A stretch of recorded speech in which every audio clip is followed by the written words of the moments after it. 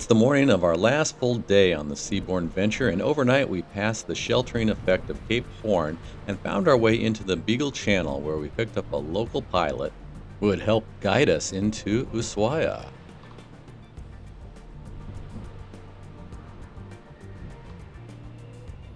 And this morning we are foregoing breakfast for the officer's Epicurean and the captain's farewell function in the Constellation Lounge.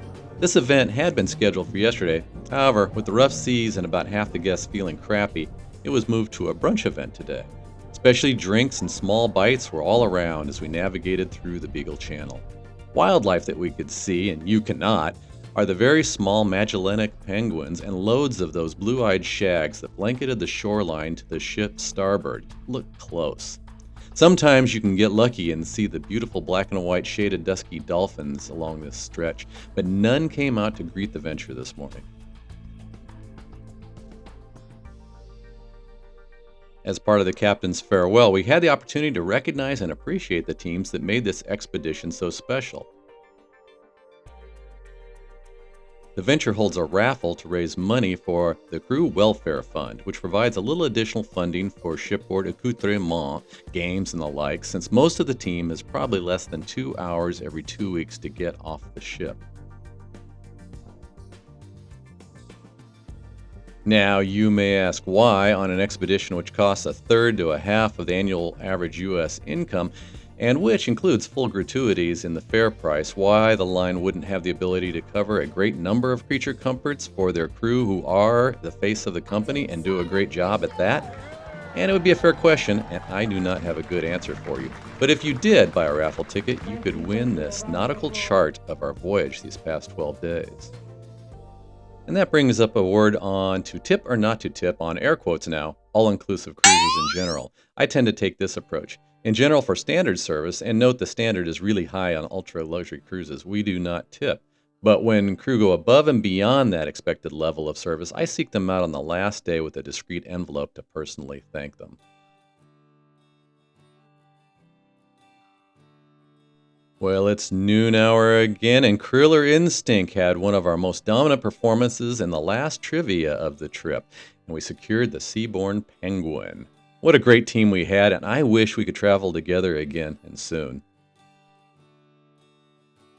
So we had our second lunch of the day, and the venture docked in Ushuaia.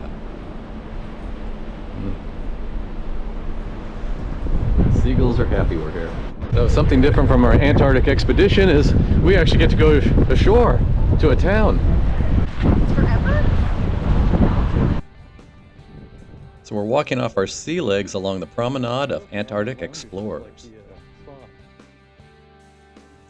As we stretch our legs and pay our respects to the explorers of the past, here's a little about the history of Ushuaia. The original inhabitants of this area of Tierra del Fuego were the Yamana or Yagan and the Selknam people, and they lived in the region for over 6,000 years when the first Europeans first traveled to the communities along the Beagle Channel. The HMS Beagle made 2 expeditions to the area, and on the first survey journey, Captain Robert Fitzroy, as punishment for local Fuegians stealing a boat from the Beagle, took 4 Yagan children hostage in 1830 on board the Beagle, and ultimately took them back to England in order to train them in, quote, civilized English ways.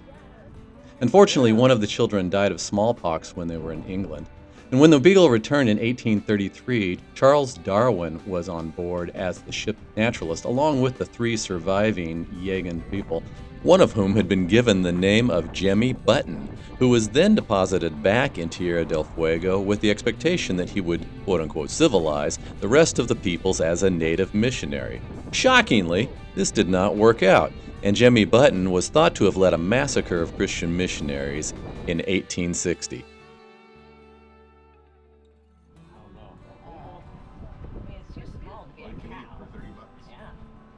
The official founding date of Ushuaia is October 12, 1884, when Argentine Commodore Lesser claimed the now missionary town of several hundred people for Argentina. His expedition also brought measles, which devastated the Yagan people. Yep, measles can be deadly, Robert.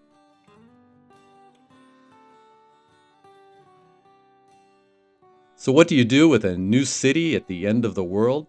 You build a prison, and there was a notorious prison operating in Ushuaia from 1904 to 1947, which housed criminals as well as political prisoners. These prisoners built much of the city, including a local railroad. Well, there you go. We could have saved a whole lot of money. Nowadays, the city of Ushuaia is home to 60,000 people working in industries from natural gas extraction to high-tech and obviously now, tourism. I think you can judge a population by its treatment of stray dogs. In Ushuaia, there are tubes that are filled with dog food and water to feed hungry dogs. As evidenced by memorials here, you realize that the Malvinas War over the disputed Falkland Islands remains in the consciousness of Argentinians, who lost 649 soldiers and sailors in the conflict. As we continue along the waterfront, we come across the St. Christopher, a World War II built rescue tug that was loaned to the UK and named the HMS Justice. She reportedly served in the D-Day invasions before coming to South America, where she was abandoned in place in 1957 and remains a sentinel looking over the harbor at the end of the world.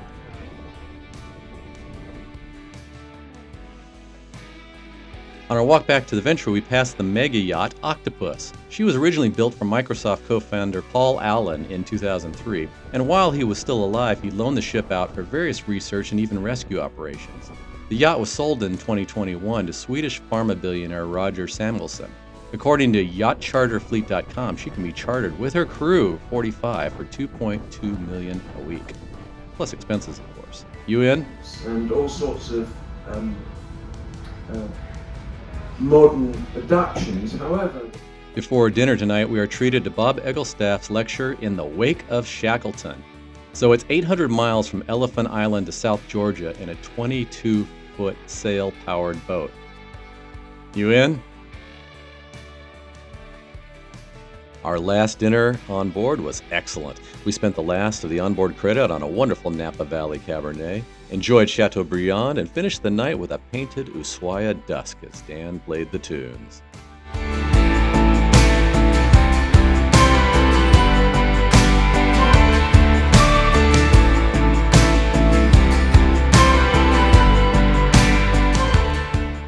Good morning once again. This is your pre-lecture meeting. We are now waiting for all guests with It's disembarkation morning.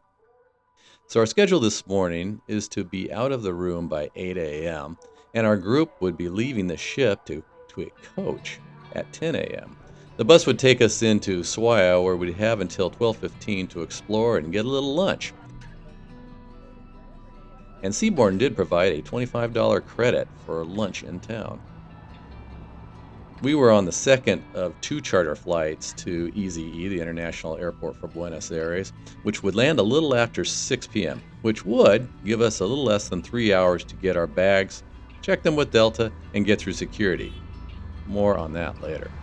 For now, we are at the end of the expedition, and as we take a few hours to wander around Ushuaia, it's a perfect time to wrap up our thoughts on Seabourn's Antarctic expedition and the Seabourn Venture. I talked about the Antarctic experience specifically in episode 11. So in this episode, I'll try to keep it to the products and services that took us south and back again. Let's start with the ship herself. The Venture was the first of two expedition-class ships, along with her sister, the Seabourn Pursuit, which we had the opportunity to take on a standard 10-day cruise through the Caribbean in late 2023, and they are exactly the same. It's a matter of personal taste, but I find the styling of the ships, which evokes a nostalgic nod toward the golden age of exploration with its wood accents, brass fittings, and numerous period artifacts to provide that kind of warm, upscale feel.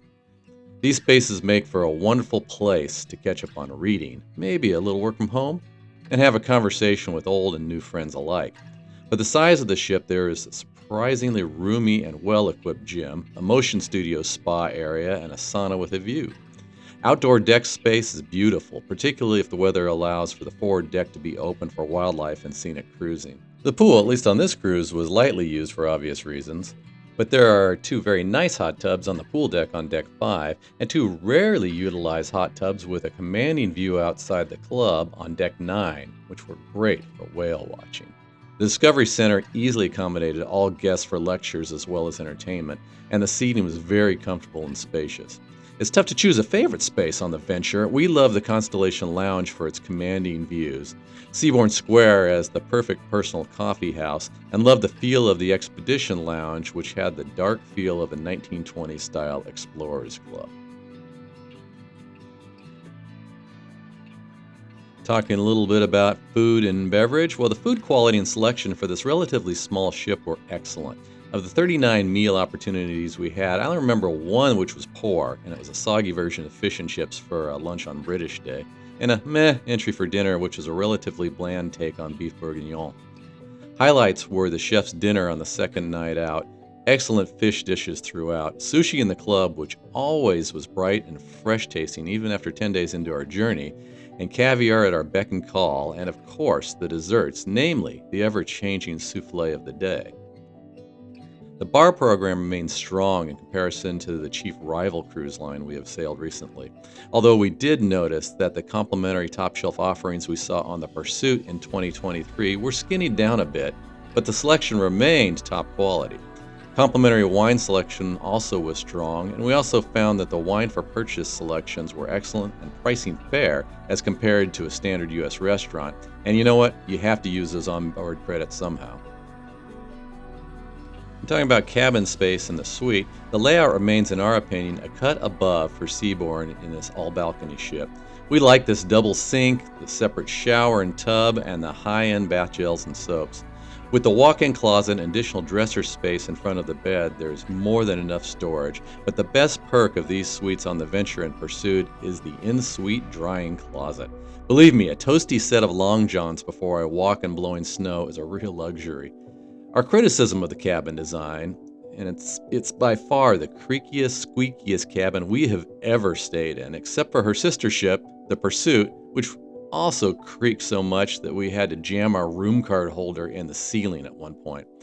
In any kind of moderate seas, you quickly realize that the modern cruise cabin, especially this one, is basically an RV, although a high-end RV, that has been tucked into a steel-hulled Arctic-class hull. And that TV that beat itself against the wall was also a complaint we had. For an extra $5, they could have installed a bracket with a lock mechanism, and all the fellow passengers we spoke with had the same issue. Okay, so while passing through the Drake, the TV would slam against the wall, probably bothering the neighbors, but certainly keeping us up. And frankly, it was going to damage the TV. So we asked engineering to come, and so instead of actually spending the extra $8 to have a mechanism that locks into place, the crew came up with the string concept to keep the movement back and forth from being as severe. So, ladies, when you think it's just your husband that does crap like this, it's not. It's all of us. Yeah, but all things being equal, there's something about sitting on your balcony and hearing the spout of whales outside your door. Our fellow guests, there was actually a surprising mix of ages on this expedition. For a 2-week trip, we actually had some kids, quote unquote, in their 30s and 40s on this trip. Overall, I'd say the bulk of the fellow guests were in their early retirement years, and most had that sense of wonder and adventure that makes for a good atmosphere on board. We even had some weirdo who cheered out loud when Juan told us about the high seas that we would hit on our return. But overall, this was a very, very nice mix of people, mostly from the US, the UK, and Canada. So how was the crew and the service? Well, overall service on board was excellent, and I described the service as attentive but not uptight. The service team, particularly the maitre d' and managers in the restaurants, definitely did their homework, and we were greeted by Jessica by name the very first day we arrived on board and wandered down to lunch, and we had not met her yet. We really liked the friendly banter that developed over the course of the cruise between ourselves and other passengers and the crew member. Our room stewards were excellent, efficient, and we hardly had a chance to see them with the expedition's busy schedule. That said, somehow they always swooped in while we were out, and the room was always seeming in the just arrived state. Olivia and Dan also did a great job in keeping us entertained in the downtimes as well. We didn't lack for entertainment even with a small team. So our experience with corporate Seabourn, well, if you watch our Galapagos expeditions review, you'll know that one of our chief complaints with that operator was their lack of quality communications. Seabourn, however, did a great job in informing us of logistics before we left home. When I had a question about hotel transportation and called, representative not only quickly picked up the phone, but she was knowledgeable, friendly, and quickly put my concerns at ease. Our only surprise was a very positive one. We learned when we arrived in Buenos Aires that we had been upgraded to a midship location from our booked forward cabin. Given some of the swells we hit, we appreciated that little perk. So that comes down to overall value. We had a pretty fantastic price for this expedition, and I think it was all due to timing with the entry of these new ships into Seabourn expeditions and the ability to get a discount by booking on board the Pursuit in 2023. So for us, this was an extraordinary value, and our cost per night was $740 per night per person. For an ultra-luxury category expedition experience, this is a rate I haven't seen since, and most operators, even those considered more basic in amenities, regularly are over $1,000 a night. And beyond the cost, there was something that was just calling us to experience the Antarctic. We really had a tremendous trip. And there was an overwhelming joy I felt as we wandered amongst the penguins at the bottom of the world and felt cold wind off the ice underneath the stark black and white beauty of the mountains that sprang from the sea. I personally have never been as happy as a traveler as I was on this trip. So the food truck opened up just in time to get a couple of empanadas for that ride to the airport, which was very easy.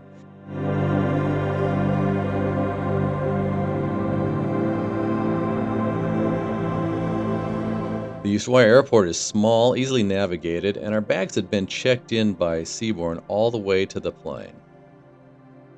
So in the end, we had over an hour to pass before we got to my windows. Oh, crap, not a window seat. We're in row 32. I guess maybe I should have tipped better. Oh well, Medford Culture had smuggled me a Fuegian IPA, so all was good. So our final thoughts for this series is around EZE Airport, Buenos Aires International. So we had 2 hours, 45 minutes after collecting our bags from the domestic terminal. It was a 10-minute walk to International, where luckily our status on Delta allowed for an expedited check-in, less than 10 minutes. So we're thinking almost 2.5 hours to get through security and immigration. We'll have time to enjoy the club and ease on over to our Atlanta-bound plane. Nope. Security here took about 35 minutes to snake through and have our carry-on scanned. Then came the passport check. There were less than 8 open kiosks that were checking hundreds of travelers. And not just checking, but going through the process of, again, taking photographs and fingerprints on our way leaving the country. So once we were finally blessed to leave the country, Zone 2 was already boarding. This airport is painful, and I will never understand the immigration check if you are leaving. Go, you've stayed your hours. No lie flats tonight, though. But I actually did sleep about 5 hours, a first for this traveler.